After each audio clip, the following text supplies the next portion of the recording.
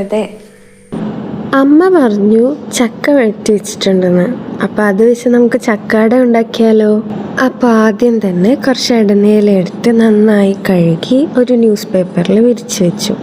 അതിനുശേഷം അമ്മ ഓൾറെഡി ഉണ്ടാക്കി വെച്ചിട്ടുള്ള ചക്ക വഴറ്റിയത് എടുത്ത് ഓരോ ഇലയിലും കുറച്ച് ബോൾസാക്കി വെച്ചിട്ട് നന്നായി പരത്തി കൊടുക്കുക. ചക്ക വഴറ്റാനായി നല്ല പഴുത്ത ചക്കയുടെ ചുള മാത്രം പറിച്ച് മിക്സിയിലിട്ട് ഒന്ന് അരച്ചെടുത്തതിന് ശേഷം ഒരു ഉരുളിയിലേക്ക് കുറച്ച് വെള്ളവും ശർക്കരയും ചേർത്ത് നല്ല കുറുക്കിയ ശർക്കരപ്പാനി തയ്യാറാക്കണം. എന്നിട്ട് അരച്ച് വെച്ചിരിക്കുന്ന ചക്കയും ചേർക്കുക.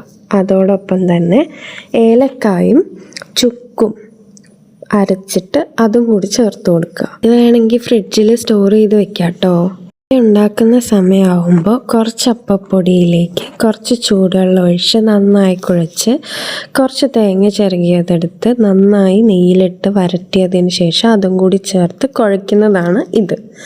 ഇപ്പോൾ നമ്മളെല്ലാം എല്ലാ ഇലകളിലേക്ക് ഫില്ല് ചെയ്തിട്ട് 3ആയി മടക്കി ഇതേപോലെ മടക്കിയിട്ട് നമ്മളുടെ ഇഡ്ഡലി തട്ടിൽ വയ്ക്കുക. എന്നിട്ട് ഒരു അരമണിക്കൂർ സിമ്മിലിട്ട് വേവിക്കുക. അപ്പോൾ നമ്മുടെ അട റെഡിയായി കിട്ടും കേട്ടോ.